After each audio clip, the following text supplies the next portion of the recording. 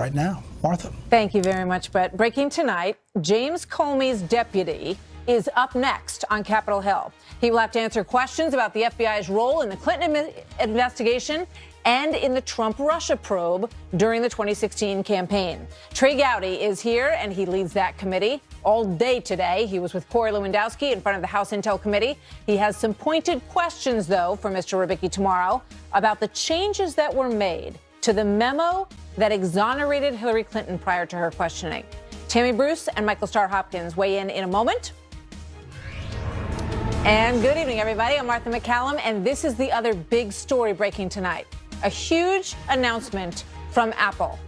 $2,500 in bonuses to employees and bringing back some $38 billion back to the United States thanks to the new tax law. Apple will add 20,000 jobs, something that President Obama tried in vain to get Steve Jobs to do. That in a moment. It led to this, though. Another rocket-fueled day for the Dow as it soared over 26,000. More on that in a moment as well. But first, let's go back to earlier this evening when I spoke to Congressman Trey Gowdy of the House Intel Committee and asked him exactly what he hopes to get out of Jim Rybicki, the FBI chief of staff and former number 2 to James Comey during the time of the Hillary Clinton email investigation. A couple of things. Number one, we already know this case was handled differently from any other case that the FBI agents could remember. Now, part of that is that you're dealing with a presidential candidate, and we want to make sure that that was the only reason that it was done differently. There was an exoneration memo drafted in May of 2016 that, as a former prosecutor, I just found stunning. I find stunning that a law enforcement officer would draft it 2 months before you have interviewed the target of the investigation and before you've interviewed almost 24 witnesses. So we need to know what role, if any, Special Agent Rybicki had in that. We need to know whether or not there was also a prosecution memo. We've seen the non-prosecution memo. Was there a memo laying out the case if they had decided to prosecute? And if not, why not? Yeah, I mean, that's a great question, because their argument is that it's normal to write up preliminary documents for either side of the equation. But as you point out, we've never heard if they did that in the same way for an argument that there was a prosecution in the works. Well, I can tell you, having done it for 16 years, it is very usual for the prosecutor to write a prosecution memo. It is not usual at all for the FBI agent to write either a prosecution memo or a non-prosecution memo. But that begs another difference. The head of the FBI made the charging decision in that famous July 5th press conference. That's unprecedented. He also wrote 2 letters in the fall of 2016 that lots of Democrats thought were inappropriate to send. So there are lots of questions we have for the FBI, and Chairman Goodlatte on Judiciary and I are kind of teaming up to take a look at those decisions in 2016. All right. To what happened today, Corey Lewandowski was in there, former advisor to President Trump, was the original campaign manager. The word tonight is that it got into territory that he didn't feel prepared to answer questions about. What can you tell me about that? Yeah, that's more on his lawyer than it is on the witness. The witness at all times today, Corey represented that he wanted to answer all of our questions, but his lawyer did not believe questions after Corey left the campaign were going to be asked. So, that's on the lawyer. It's not on the witness. Corey is going to come back and answer every question that anyone has. Today, we just focus, as you said, he was the campaign manager. He was there from the very beginning. So all of my questions are about collusion, coordination, conspiracy. What evidence of any of that did he see?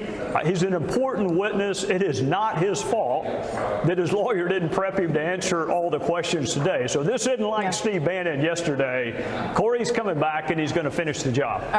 Just to put a bow on the Corey Lewandowski part of this story, he has said all along that there was absolutely no collusion, that he has nothing to hide. Was there anything in today's testimony that changed that? Nothing. There is no evidence of collusion between Donald Trump and the Russians, between the Trump campaign and the Russians, even frankly, between hangers-on and wannabes on the campaign. Now, we're not through interviewing witnesses, but the only person who says that he has seen evidence of collusion is Adam Schiff, and somehow or another he saw it before we even began. Other than that, no one can cite to any evidence of collusion, which is why they're now pivoting, Martha, to the obstruction of justice claim and away from collusion. Did Adam Schiff find anything to be concerned with Corey Lewandowski today? Oh, Adam can always find something to be concerned with, even if he has to manufacture it. His biggest problem is that he got out in front of his skis earlier this year or early last year and said that he had evidence of collusion that was more than circumstantial, and there ain't none. In terms of Steve Bannon, the word is that he slipped up early on in the question and answer yesterday and went into the territory after the president was elected, and then it's saying that he spoke with Reince Priebus and that he spoke with Sean Spicer about the June meeting at Trump Tower, and then pulled back and said, oh, wait, I'm not allowed to talk about anything after the campaign. Is that an accurate depiction? I would take exception to the phrase slipped up. I think he did exactly what he was supposed to do, which is answer all the questions. Where he really slipped up is when he cited a privilege that doesn't exist. That was the slip up. Initially, when he answered the questions during all relevant time periods, that's what you're supposed to do. It was only when he got this notion that, hey, I'm gonna create a privilege that no one's ever heard of before, that doesn't exist in the law, and I'm going to kind of compartmentalize what I will and will not answer. That was a slip up to me. All right, so the characterization of Steve Bannon is that he has flipped, that he's saving everything he knows for his conversation with Robert Mueller, which is now not in front of a grand jury anymore, and that he is, quote, the most dangerous man for the Trump administration. Do you agree with that? Whether or not he's dangerous, I don't know. I just met him yesterday. I think the only thing dangerous for President Trump or his campaign is credible evidence. This is the same witness that said that there was a 0% chance that the Russian lawyer wasn't walked up to Trump, and when he was asked what that evidence was, he came up with nothing. This is the same witness that said that members of the president's family committed acts of treason. So he's got a credibility issue. If they're hinging the entire case on Steve Bannon's credibility, good luck to the prosecution. Trey Gowdy, always good to see you. Thank you very much, sir. Yes, ma'am. Yes, ma'am. Thank you.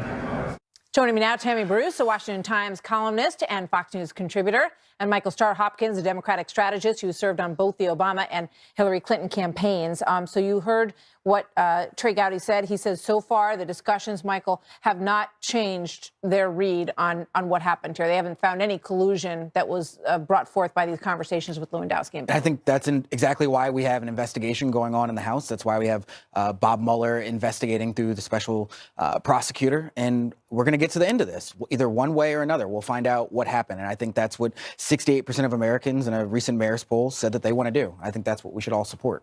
So tomorrow, as I said, he will talk to Jim Rabicki. What are you watching for there, Tammy? Look, I think that this is what came out about his involvement is kind of shocking, not only in the fact of his involvement about what Comey ultimately said, but even Comey's statement alone. You know, normally it's the Attorney General's decision if someone is going to be prosecuted. And yet Comey made the point of taking that stand, of sinking his flag at that point, which is also not the director of the FBI's job. So from the beginning, this looked like it was to protect a particular individual, to move them out of harm's way. This is classically what Congress should be looking at. But also what people must remember is that Jeff Sessions, the Attorney General, has said now they are also looking in. He's asked investigators to look at this aspect as well, the uranium one, the server, et cetera, to see if maybe there could be a second special counsel. So what Congress is doing could be important in that the material they gather could end up going to the Department of Justice if it's requested. So it's almost like a secondary investigation. So the problem that Mr. Rabicki has is twofold. It's the Attorney General's office, and as well as committees that generally don't have much of an impact, right? Even with Benghazi, it didn't. But I think that he's going to have to probably a little bit of a difficult problem explaining why he was involved at that level. Yeah, I mean, these are serious questions, Michael. And the reason that this goes to the House Oversight Committee is because they're doing oversight of the FBI.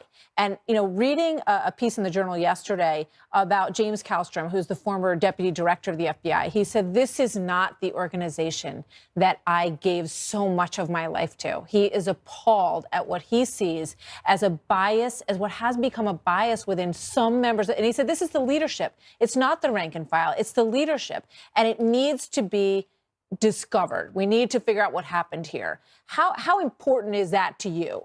I think it's extremely important. We need to have faith in our institutions. And we saw during the Clinton election, that there were questions about whether Rudy Giuliani was having inappropriate conversations, and then there were questions about whether James Comey was having conversations. You know, I think that we need to be able to have faith that the FBI is doing their job. I think for the most part, I have faith that the FBI is responsible in doing their job, but we don't want to see politics come into play. I think on both sides. Well, what about Adam Schiff, who seems to have decided before this thing even started? He said, oh, yeah, there's a big smoking gun. We've got evidence. What is it? Adam Schiff has seen things that we aren't privy to yet. Well, what and are I think we that waiting he for? doesn't want to get ahead of the Mueller investigation. We don't want leaks on either side. And I think that what we've seen is Papadopoulos has been indicted. We've seen Gates. We've seen Manafort. Now we're seeing Bannon do a private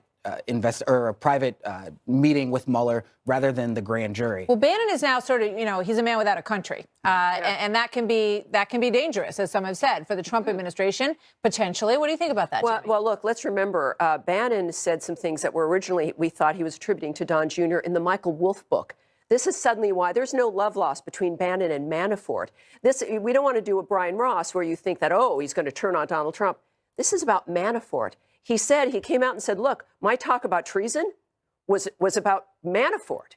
And so, and this, I think, goes to Gowdy's comment earlier also about he has time to talk about, you know, to book authors, but, you know, not to us. But I do think that the committee, why would they be surprised that he is trying to claim executive privilege? Some of these things they want to know perhaps did involve conversations with the president, when in fact the issue still does seem to remain Paul Manafort and not the president of the United States. He has a right to defend himself. Trey Gowdy should have had his committee figure out what was going to happen ahead of time.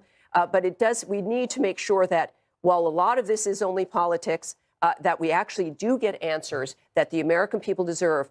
It never comes out of a congressional committee, though, I have to say. It has to come out of Jeff Sessions' office. And somebody like Bannon, if he is going to be it's not even throwing Manafort under the bus. It's just about, I saw something, he alleges, that I found to be very troubling. But none of these things have to do with the president, just like his health report on Tuesday. Everyone's going to be very disappointed because it's going to not be about Trump. With the grand jury, with Bannon being called into the grand jury, I would expect more indictments because the grand jury. There's no grand jury now, though. Well, there's still an open grand jury, but Bannon was subpoenaed for that grand jury. Yeah, it's probably a negotiating move. So now we've got a private meeting with Robert Mueller. We'll see where it goes. Thanks, Absolutely. you guys. Great to see you both. Great. Coming up next. A lot of people on both sides of the aisle trying to get an outcome. So late tonight, we are hearing that Republicans don't have the votes to avert a government shutdown this Friday, rather. Ed Henry is live at the White House with the very latest what's happening behind the scenes there tonight on this. Stick around for that. At any moment, President Trump's expected to announce his fake news awards. Stand by for that, folks. We'll tell you when that happens. And 20 years ago today, this is the headline that shocked the nation.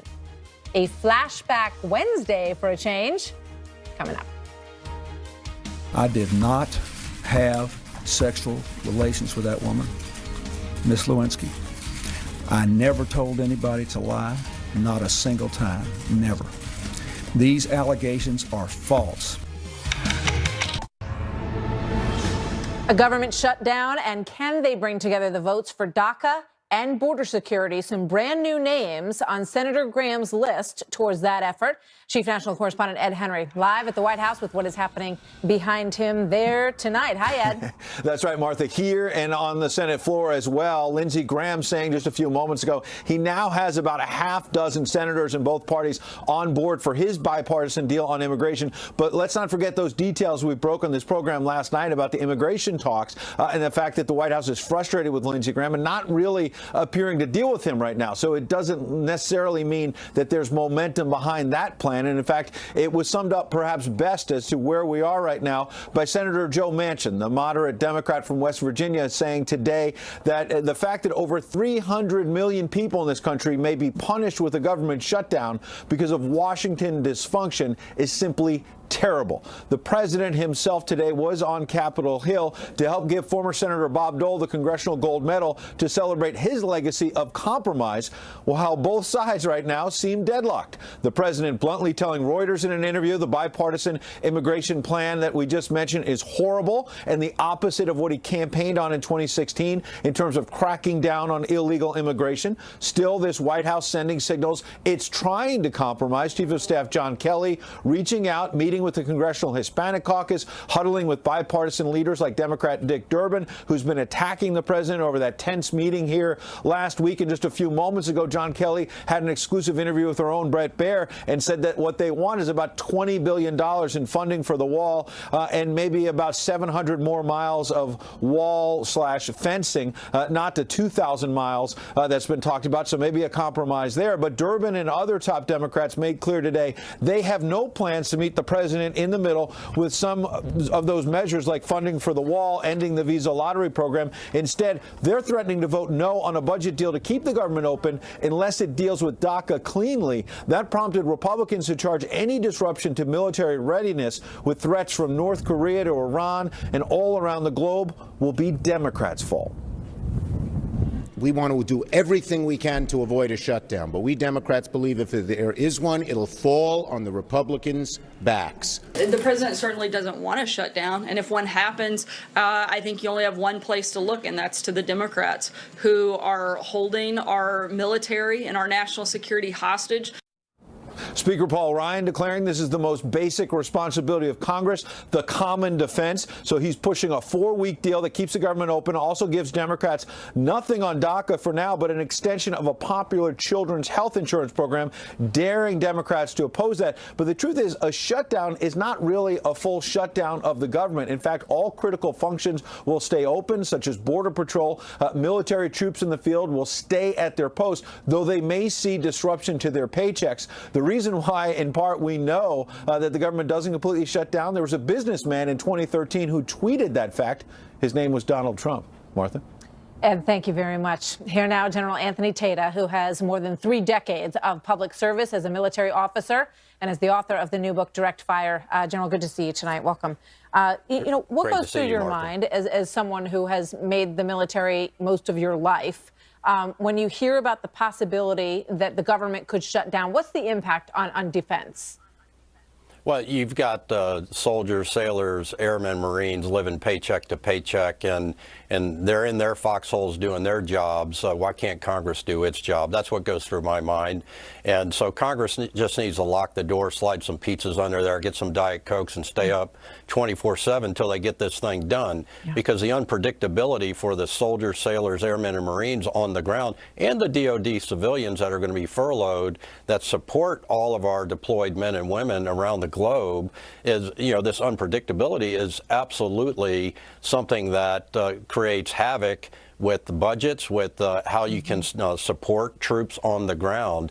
And Congress needs to understand that, because it is a big deal. And it not only impacts the troops on the ground in deployed areas, but all the support systems throughout the United States and around the world that support our soldiers and sailors, airmen and Marines. Yeah, and if there's another continuing resolution, which is the discussion now, another 4 weeks, that also impacts defense spending, maybe even more so than a temporary government shutdown. And I know that's very much on the minds of everyone tonight as well. I do want to ask you a question about the North Korea-South Korea delegation combining for the Olympics. And I couldn't help but imagine that moment when you watch all the teams walking out, right, and everybody's watching the countries as they come through. Describe for me the significance of the fact that North and South Korea are combining their teams for the Olympics. Well, Martha, if you think 6 months ago, people were talking about whether or not we were going to have the Olympics because of the tensions on the peninsula. And now, because of the firm stance of the Trump administration and the diplomatic, information, military, and economic elements of national power being leveraged appropriately, we've got North Korea and South Korea actually talking in Panmunjom in the demilitarized zone and coming to at least a symbolic, if not very real, substantial agreement on athletic teams. They're going to have a women's ice hockey team, and then they're going to march on together. There's going to be a North Korean dance troupe part of it, a cultural deal coming into South Korea. It's a big deal. They boycotted the 1988 Olympics in Korea, and they also blew up a Korean airline that North Korea did plane. So, I mean, it's a very different tone today than what we saw even 6 months ago. So it's a big deal, and it means that if they're talking today, that means they were talking 3-4 months ago. Last time you and I talked about this, Martha, behind the scenes. So that's a really good sign that diplomacy may be working here. And as Secretary Tillerson said, he knows where he can be reached. If Kim Jong-un wants to talk, they're certainly open to that possibility. And it looks like diplomacy, as you say, based on all these changing dynamics, could be starting to work in this equation, which is huge. General Tata, always good to have you here, sir. Thank you very much. Thank you, Martha. So still to come tonight, Apple made it a great day for the president with a huge announcement. Our power panel, Chris Direwalt, Katie Pavlich, and Juan Williams up next.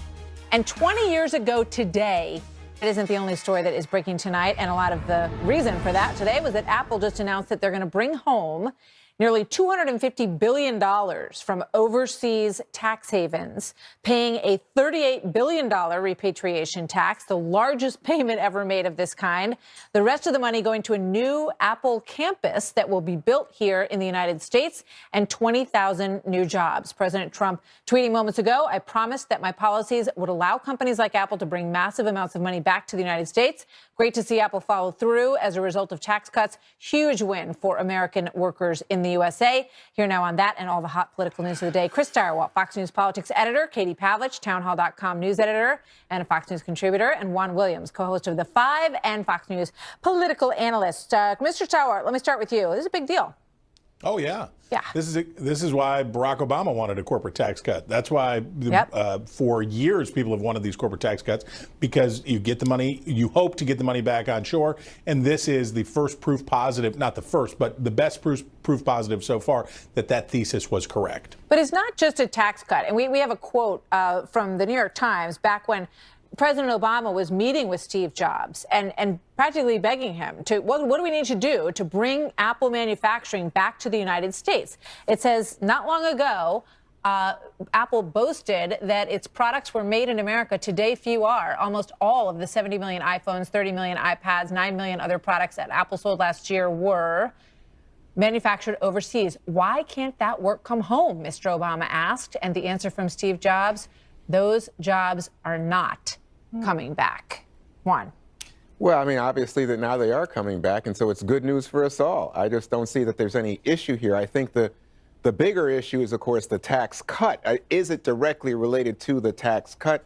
I'll leave that to others who know economics better than I know it, but I will say this, that even today, most Americans, I think it's 2/3 of Americans, continue to see this as a gift to the rich rather than something that was going to inspire more jobs and more I don't know how you say that. I don't know how you got 51 companies that are giving people cash bonuses. It's very clear that in corporate America, they want to send the message, Katie, we like this. We like the lifting regulations. It's not even just about the tax cuts. I mean, the regulations alone have changed the business environment dramatically in this country, Katie. Millions of people now getting bonuses from all of these companies, 130 plus companies giving them out. Let's go back to before this tax package was passed, and what the criticism from the left was. It was that trickle-down economics don't work. These corporations are going to get this cut, and they're not going to bring jobs back from overseas. They're just going to stash that money. There's no way they're going to pass this money down to their workers. Well, we've seen the opposite of that. We've seen minimum wages increase in companies across the country. We've seen bonuses get handed out. Walmart is doing things like giving $5,000 to families who choose to adopt a child, which is something that they don't have to do, but they're accrediting it directly to this tax cut bill. And it just proves that when the government takes less, companies have more, and they're willing to invest back in their people in order to keep things moving in America. I mean, you could pay for a wall with $38 billion. If you wanted to. Just, a big one, just two throwing of it them. out there. So let's go to Wisconsin, where there was a special election that did not go the way that Republicans wanted it to go. And it begs the question, Chris, about whether or not the things that are happening in the economy are translating into positives for Republicans. Well, if they would quit stepping on their own lines, they probably would do better in this regard. It's hard for them to focus on positive news because of unforced errors. And in fact, when we look, there's a lot of new polling out this week and today that basically say this: voters are aware that the economy is good. Voters are aware that it has been getting better for some time, and they are now optimistic about the future. That has been true, and it remains true. And yet, the president has these rock bottom approval ratings. They dislike the Republicans in Congress, and there's a strong sentiment for change this fall. Those two things remain true, and that's the biggest problem for the GOP. Yeah, Ron, you agree? Yeah, I think Chris is on target. You know what? We're looking at a situation in Wisconsin where you have a Democrat come back and win by 10 points in a district that Trump carried by 17. So that's a huge swing. And it, by the way, not isolated. You have other special elections and state Senate races in Wisconsin. Again, Democrats outperforming. So what we've seen since the 2016 election is in all of the special elections that have been held, Democrats outperforming the past records, outperforming where they were before, Republicans not doing as well. And we've seen a record number of resignations now in Congress. And that's why Republicans are a little fearful of what's coming in the fall of 18. Well, I've said this before, but Democrats are at the bottom of the barrel here when it comes to winning races. They've lost 1,000 seats at all levels over the past couple of years. So that being said, however, Republicans need to make sure that they don't take advantage or for granted any kind of seat, any kind of voter. Governor Scott Walker immediately responded to these results by saying people clearly don't know what's going on in Wisconsin, and we have an obligation to get out there and let them know what we are doing for them. And they have to make sure that they're getting turnout out and that they're enthusiastic about these races, because the resistance certainly is enthused and they're ready to go for 2018. And they probably benefit from the president and Republicans getting out there and articulating this message better, as Chris has said. Before I let you guys go, this is the Quinnipiac poll, because I know you want to know how Oprah's doing. Everybody wants to know how Oprah's doing, right? Because the presidential election is right around the corner. So let's take a look at the numbers. Chris, what do you make of this? She's doing very well. Well, she does well in a head-to-head against Trump, but also we know that voters, there's not a lot of appetite to continue the trend of celebrity candidates. I think that if Democrats fall for this, if they basically say, well, they have a celebrity, we should have a celebrity, do this, I think they will be making a mistake, and I think they will be handing Trump a too easy of a win. I think they need to get serious. They need to be on policy. They need to look like they're good stewards, not being silly. Well, you know what's funny was the woman who ran in Wisconsin said she's a member of the Bear Hunters Association. That's a different model for Democrats. I'm skeptical, Chris. I join you, but I must say, Oprah Winfrey has the money and the name ID, and she would be in this environment where everybody wants outsiders. They don't want political experience. Oprah Winfrey might be the champ. After 2016, I'm not ruling anything out. Yeah, I'm not After 2016, it's like anything would happen. I'm not making a prediction. She could do it. I don't know. I'm not even going to go there. It's a long way away. Katie, you're safe. Thank you, guys. Great to see you all. So coming up next, you remember this, right? More allegations of sex in the White House, tape conversations, and obstruction of justice surfaced today from the ever-growing controversy around this president's sexual behavior. Great, right? Seeing that video of Sean? It was 20 years ago today that we first learned of a woman named Monica Lewinsky. And tonight, she's speaking out. Howie Kurtz on that and why he says that. But I want to say one thing to the American people. I want you to listen to me. I'm going to say this again. I did not have sexual relations with that woman, Miss Lewinsky. I never told anybody to lie, not a single time, never. These allegations are false. A lot of us remember where we were when President Clinton told that infamous lie to a stunned American public. It was just one of the many surreal events that forever changed politics, the media, and the presidency in many ways. In fact, it was 20 years ago today that story first broke with the headline on Drudge Report, a place nobody had even really heard of at the time. Newsweek kills story on White House intern. Blockbuster report, 23-year-old former White House intern, sex relationship with the president. The media frenzy ensued, and it became one of the first breaking bombshells that this network ever covered. Take a listen. Could President Clinton have had an affair with an intern and then try to cover it up? A Clinton bombshell. The president faces a new scandal that is rocking the White House. Whitewater independent counsel Kenneth Starr is reported to have a number of audio tapes on which a former White House intern, Monica Lewinsky, told fellow staffer Linda Tripp that she was sexually involved with the president. Howie Kurtz, Fox News media analyst and host of Media Buzz, was there then, and he joins me now. Howie, it's hard to believe that this was 20 years ago in some ways, and in some ways, honestly, it seems like a whole lot longer ago than that. How do you think it changed? How did it change the media? How did it change the presidency? It was such a different culture. I mean, just pointing to the Drudge Report, kind of a third-tier site that most journalists didn't follow or trust. I knew about it because I'd done an early story on Matt Drudge.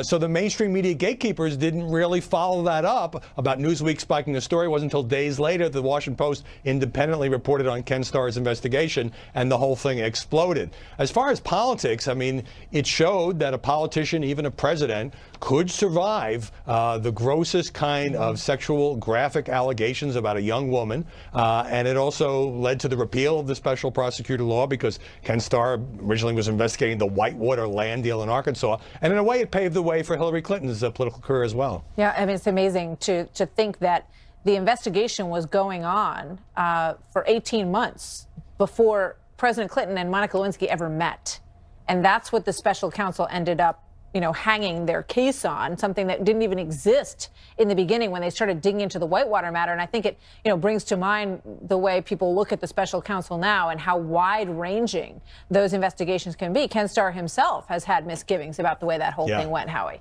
Right. But also, if you look at the way the media handled it, because it was like today with Trump, it was 24/7 every single day, cable, front pages, for more than a year as the president was ultimately impeached and, of course, acquitted by the Senate. The public, a majority of the public, didn't care as much about this 24/7 sex scandal as the press did. I mean, leading Washington pundits went on the air and said Bill Clinton was going to resign. Certainly the public was disgusted by what Bill Clinton did, especially as the details finally came out. But more people cared about the booming economy and their own lives than the fact that he lied about this sexual encounter. Yeah, I mean, there are fascinating parallels, even with the burying of the story. You think about NBC having the Harvey Weinstein story and not publishing it, and the way that story ultimately came out. I do want to ask you before I let you go, we've been sort of waiting to see if these fake news awards are going to happen. They've been postponed a couple of times, and apparently there's some debate within the White House about whether or not this whole thing is a very good idea, given the climate. What do you think, Howie?